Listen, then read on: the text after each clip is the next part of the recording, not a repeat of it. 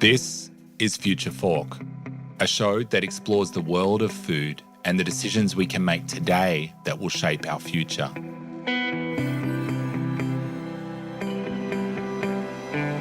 On the show, you'll hear from innovators in the food space. We'll have disruptive conversations with people from around the globe who are taking the lead on topics like food sustainability, ending world hunger, food security, and so much more. I'm your host, Paul Newnham.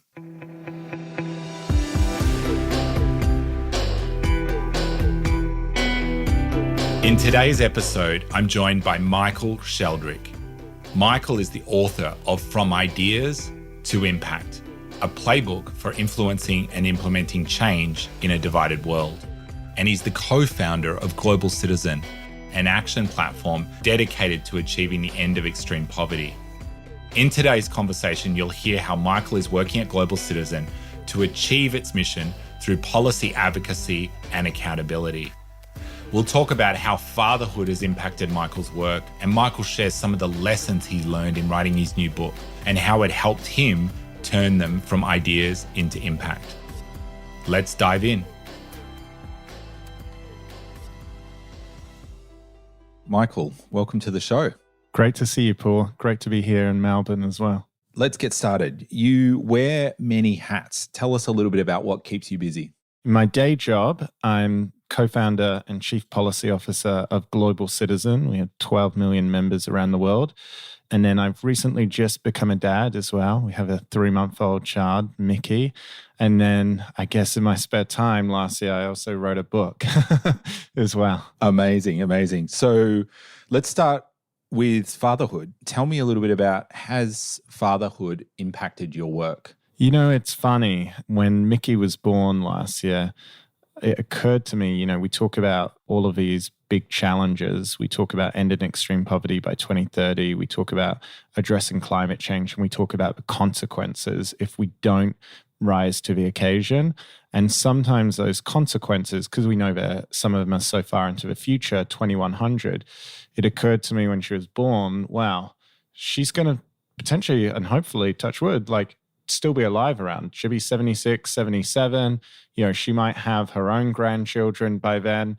And I thought, wow, she literally will inherit the planet that we leave her. And so for me, I guess it just made the consequences far less abstract when we talk about the tragedy of the horizon, and also just the awareness it's not actually that far away. And so it really brought home the work we do in a far more personal way, and really thinking about, well, what can I do right now in my work, everything I do and engage with, to make sure that we really address these issues and in a way in which people around the world are going to benefit. But I guess it was also a recognition and understanding. When she was born, we had her in New York, in Manhattan. We were lucky because we had amazing hospital staff, world-class treatment. In New York, we knew that if there was a complication in childbirth or anything happened, we'd receive world-class care. And I guess, she was born just a month or two, what's going on in the world, look at what's going on in the Middle East.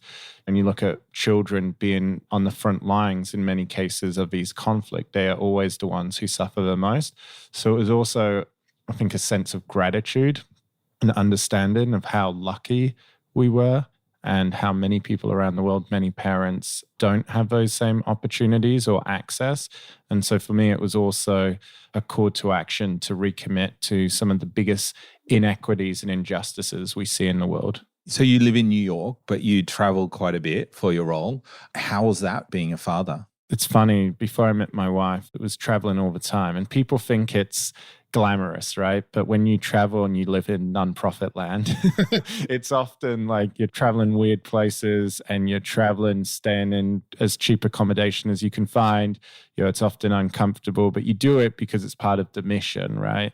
I think right now, I've traveled a few times since Mickey was born, and really what it does is it teaches you to be disciplined about what really matters. And if you do have to travel, how do you make the most of that? And I think what it's really done is made sure that on my end is a commitment to really make it as impactful as possible and not to waste any time. Last week we were in Brazil And we ended up having an incredible meeting with the First Lady of Brazil, Janja Lula, and we were discussing about food and hunger.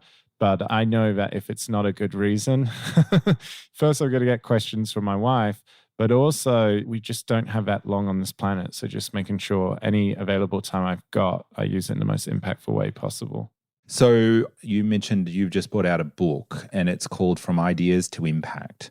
So I wanted to start off with, when you say impact, what does that mean? So I think the way I wrote the book is there's many ways to make a difference in the world, right? As individuals, we can donate to charity. We can encourage people to register to vote. We can have conversations with our friends and family. You know, in America, I always say we talk about climate change a lot, but only 8% of American households actually talk about climate change across a year, right? All of that stuff is important, and I'm not diminishing that at all. But one of the areas which I think receives the least amount of attention is how individuals and everyday citizens can contribute to policy change. And so when I talk about impact, I'm really talking about addressing the big systemic issues our world face, and the fact that systemic issues require systemic solutions. It requires policy change, but also really addressing the fact that it's not this abstract issue, policy change. It's about humans, right? It's about the people who they impact, and it's also about the people who implement them. And so really, when I look at it, when I focus on, well, who do I want reading the book? It's everyone. It's people who are members of Rotary clubs. It's university students. It's high school students. And what the book does is it doesn't just outline the case why we should all be involved in efforts to change policy, and we shouldn't just leave it to government alone, because we've tried leaving it to government alone. And if you look at the Sustainable Development Goals, they're only 12% achieved right now. We have a huge crisis of implementation, but it also outlines 8 practical steps on how people can begin to change policy, whether that's at a local community level, whether it's at a state level, national level, or even global level. And in your journey in your life, why has impact become so critical to you? I guess it's funny. Like, one of the things I say in the book is to know your why, right? Have a good origin story, because I find when you're meeting with politicians or other decision makers and you go straight in asking them to do something, they're looking at you almost with a hint of suspicion until you tell them why you're there, because they want to know why you're there. You're there just because it's a job. So it's funny you ask me that, because in the book, this is one of the things I say is know your why and know how to articulate it. I think from my perspective, why I care so much about this sort of impact, you know, I grew up in Perth, Western Australia, most isolated city in the world, but it's also a great place to live, many opportunities. And in my first year of high school, I'll just be completely transparent, I was not great at sport. I was very much not lazy, but like not really motivated to do much. I wasn't great at academics either. I was ranked the lowest kid in the class. My teacher told my mom, Michael's not even going to finish high school, let alone get into university or college. And one day we did this assignment, in-class assignment, and I did it on Roman gladiators, and got home from school. My mum said, your teacher rang and said you somehow topped the class. And they all wondered how I did it. I think they thought I might have cheated or copied someone else. And my teacher the next day said, I think there's more to you than meets the eye. And he challenged me. He said, I think you've got potential here, but you need to work hard. 5 years later, worked hard, managed to top the year group, got in to the 1% of the state, got into law school. Suddenly people were saying, you know, before they're like, oh, you stupid, lazy, aren't going to amount to anything. Suddenly people were saying, oh, you're so smart. But, you know, in Australia, we have that saying, right? Don't have tickets on yourself. And I always remembered the difference that teacher made in my life. I knew how I felt before he came along, and I knew how I felt afterwards. And I just got into university and learned more about the world and the injustices, the inequities. It occurred to me, like, there's so many children in the planet who probably are far more intelligent, have far more talent and potential than I do, but because they lack access to a great teacher, or maybe they don't have access to school meals at school, and that hinders their learning, right? And keeps them from achieving their potential. Whatever reason, whatever barrier they face, that barrier is there, and it gets in the way of them achieving their potential. So I guess from my end, that recognition and sense of gratitude for those opportunities is what inspired me to get involved first at university and ultimately in the long saga that saw me giving my life to global citizen. Absolutely. So in the book, you also talk about a divided world. How do you see the division in our world?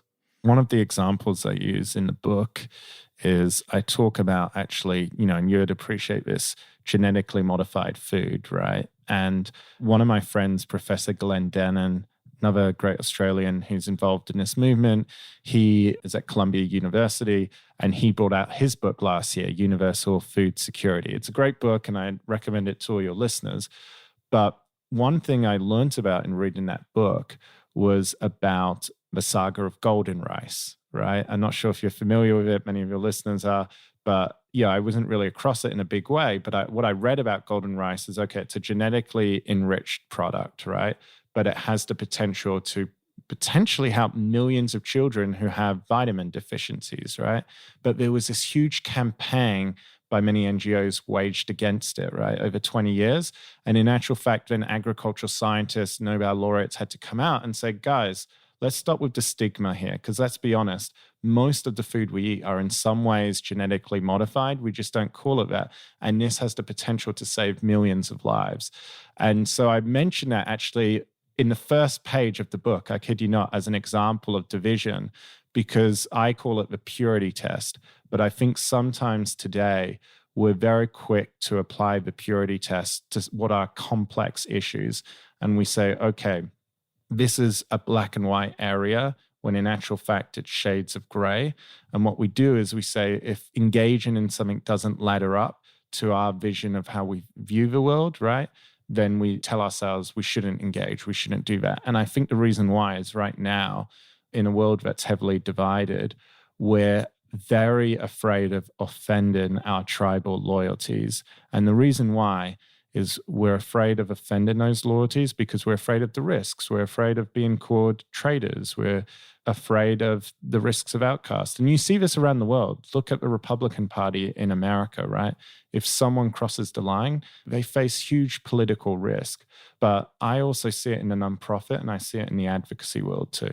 No, that's really, really interesting. And I think that the way that you frame that is really helpful for people to kind of understand. So in the book, what are some of the other examples that you see and maybe that you're most excited about? You've talked about golden rice, but what else is there that you think we should be? So one of the first steps is know your goal, have a good policy goal. And that sounds very obvious, but it occurred to me, often I will get students at a university, Rotarians, other folks reach out to me on LinkedIn, Instagram, and often they want help on how to build a campaign. And when I meet with them and I hear about what they've already got, often what I see is they've got a great problem in mind. It might be ending illegal deforestation. Maybe it's ending hunger in a country. And maybe they even have resources and funding, and they might even have some great, cool campaign branding ideas.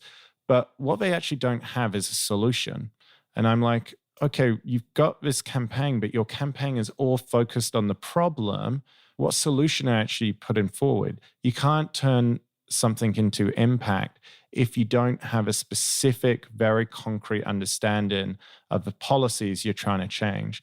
And so in the book, I walk through how to create and craft, and more importantly, identify a good policy goal. And this is where I actually mentioned SDG2 Advocacy Hub, by the way, because I was inspired by the Beans is How campaign. And I think you spent a lot of time really identifying, well, yes, these issues are very complex, but how do we put forward a bold goal, right? In your case, to double the consumption of beans, right? And the policies, maybe it's like getting schools to prescribe beans in school meals. And so I use that as a concrete example because I loved what you did there. You broke down a complex area, but I also loved the idea that goals. One of my friends, Ari Robinson, who was the former Secretary General of Junior Chamber International, he talks about the fact that if a goal is naively audacious enough, even if you lack experience, even if you lack networks or access to power or funding, he talks about how a naively audacious goal can actually inspire and mobilize people around and help you overcome that implementation experience, give you the networks needed to actually achieve it.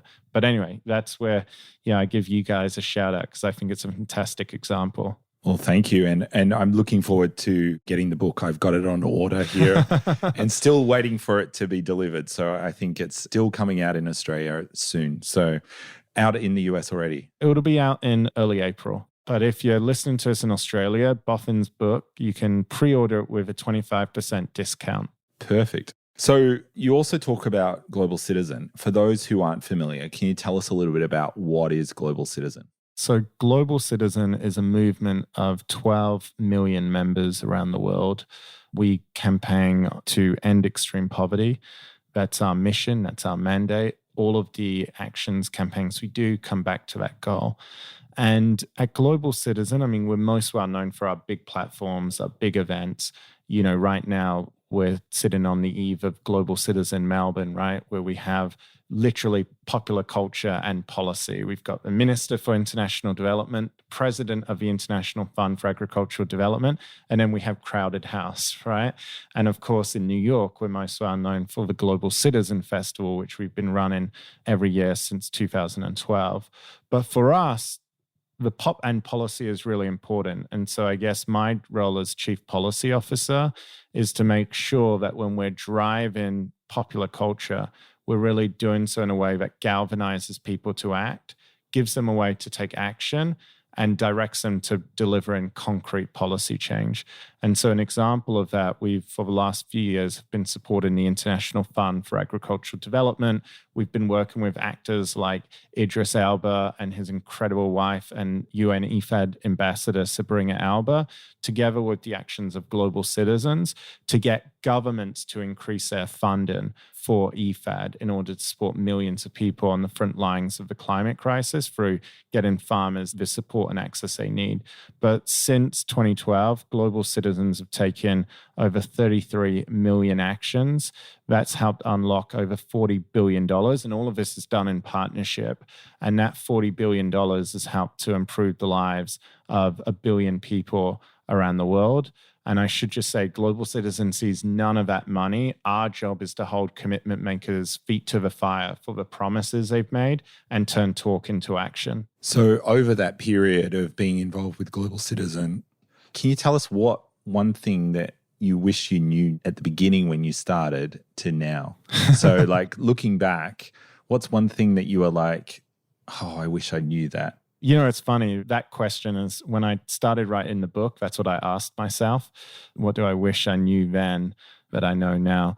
Look, I think there's many elements here, but one of the goals in the book, I talk about know your end game, right? And policy implementation, it takes time. To do it well, it takes time. And I think too many in our sector, in the advocacy sector, think advocacy is about winning commitments. We think it's about getting a politician to say some nice words, but we tend not to focus on the follow through, right? And I don't mean that in a bad way. I think we're all guilty of that, right? Because it's not sexy, it takes time, and it's hard work. And the only way to do that is really to make sure you sustain movements, make sure you grow capacity in nonprofits to hold leaders to account. Because the consequences of that is, you look at France right now. For years, Macron was kind of touting himself as a leader, increasing the aid budget. And then just in recent weeks, we've seen France gut the aid program by billions of dollars. And of course, here in Australia, many people will remember the high watermark of the Make Poverty History moment in Australia. Remember that period, 2006 to 2013, where the aid budget was increasing by, at one point, over $500 million a year. Crazy amounts, it was doubling. And then all of a sudden, very quickly, it got cut right back to the bone. And it stayed that way for a decade at, record lows. Australia is ranked as one of the least generous nations in the world amongst the wealthy. And a lot of that has to come from the fact that I think we don't ask ourselves the question enough, what can we build today that will last forever? And so in some respects, you come back to Global Citizen, that was an attempt right, to remedy this deficit because it built an organization around actually holding leaders accountable for their words. And one thing I will say is every commitment announced on a global citizen platform, we track and we monitor the follow through and then we publish that.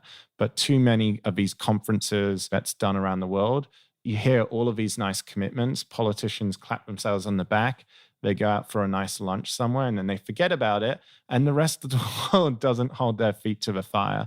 So I would say knowing your end game is one of the things I wish I understood a lot more, including with respect to some of the campaigns I've worked on where we've seen the pushback. No, and that's so critical for really driving forward that change, and I think that's really critical.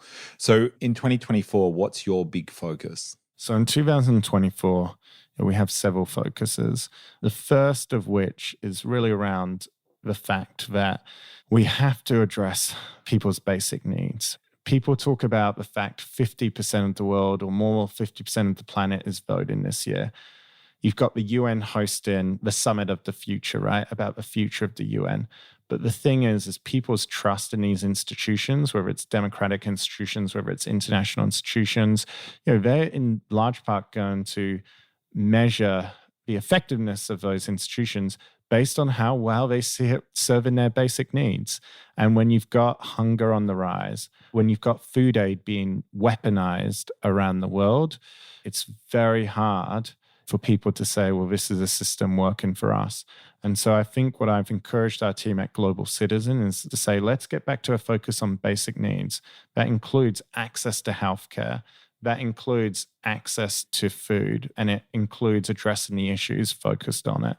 Then, of course, a big priority for us is also nature and climate. And in particular, what I'm passionate about, I was just in Brazil, but is in supporting the world's indigenous people.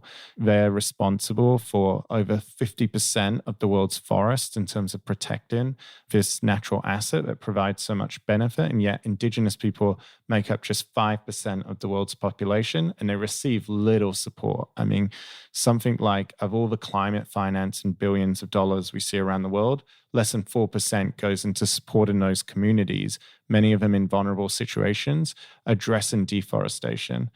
And so the final issue that we've been focusing on is really jobs, livelihoods, and increasing access to financing and making sure that there's economic development and a future for all of the world's people. And this is where I'm excited about the great work of IFAD, the International Fund for Agricultural Development, because there's so many opportunities for young people in the agricultural sector, which if we address that, not only will we diversify sources of food around the world at a time when we're seeing increased protectionism, embargoes, obviously with the war in Ukraine, that had a huge impact on access to fertilizer, on access to grain, but it will also provide communities with a way to earn incomes as well, and especially increase the number of jobs available. So we've got jobs and livelihoods, we've got nature and climate, and we've got meeting people's basic needs.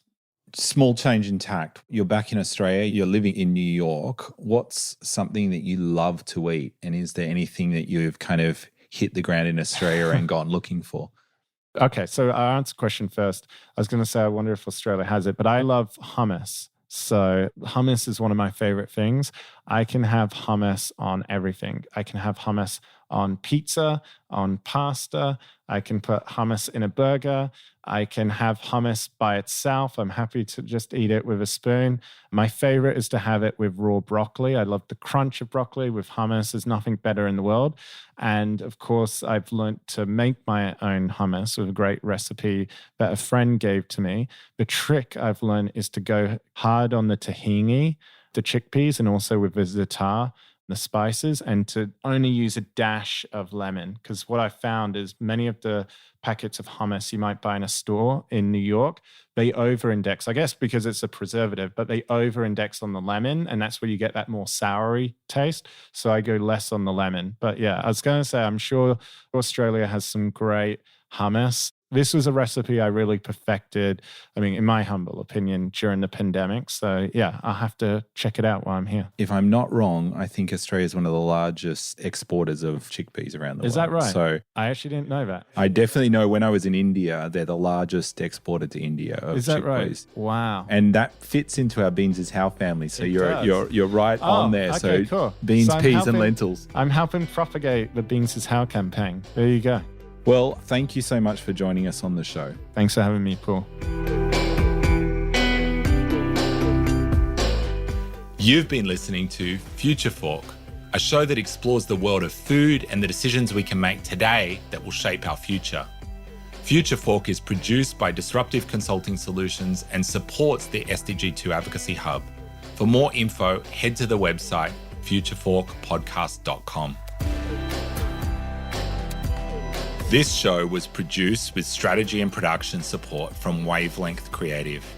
So you don't miss an episode of Future Fork, make sure to subscribe to or follow the show in your podcast app. And while you're there, leave us a 5-star review. It really helps others find the show. I'm Paul Newnham, and I'll see you in the next episode.